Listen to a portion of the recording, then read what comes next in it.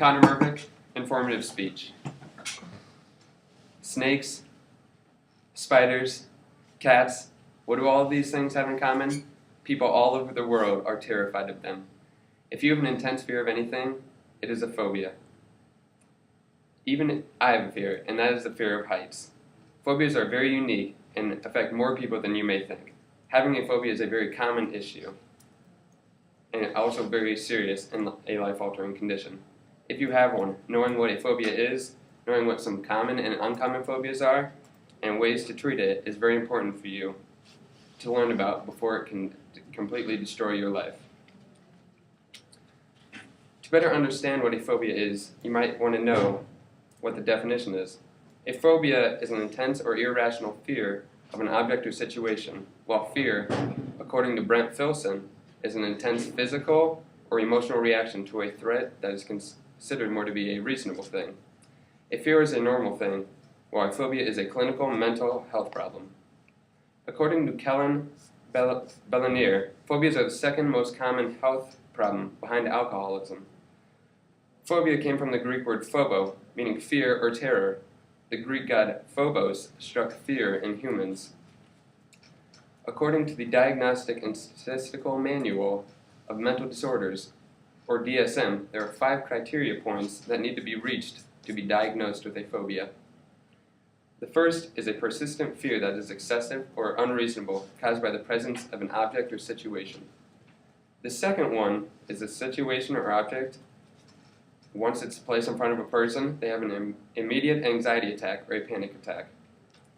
The third one is the phobic situation is avoided or endured with intense distress. The fourth point is the person will go to great lengths to avoid being put in the situation where his or her phobia is present. This will significantly interfere with the person's daily routine.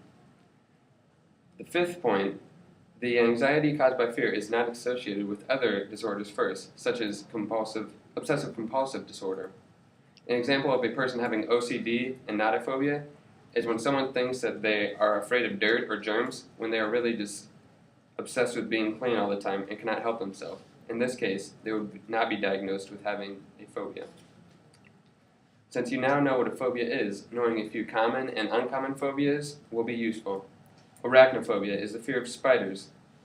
This is a common phobia that many people have to deal with, but it's hard to deal with because spiders are basically everywhere. Also, another very ordinary phobia is the fear of heights, or acrophobia. People with this phobia will try to avoid the situations where they would go beyond their comfort level. Acmeophobia is the fear of needles. Mysophobia is the fear of germs. Snakeophobia, the fear of snakes. Homophobia, the fear of homosexuals. Aviophobia, the fear of flying, or Selachnophobia, the fear of sharks. As a young child, you might experience such phobias as myctophobia, the fear of darkness, coulrophobia, the fear of clowns, boogieophobia, the fear of the boogeyman, but most of these phobias are conquered as the person grows older, which that would make sense. Some uncommon phobias include Judeophobia, the fear of Jews, nudophobia, the fear of being nude, or hippotraumostrosa equidaliophobia, the fear of long words. There can also be a scenario where you can be afraid of everything, which is called panophobia. This phobia completely destroys the person's life, and they're often restricted to staying in bed and sleeping their lives away. Even though some of these phobias are weird and ridiculous, they are real problems for people. Now, if any of you happen to have a phobia, treatment might be quite important to you. The first treatment is self-treatment, where you ignore or step up to the plate. This is very hard to do, and it's just like cold turkey.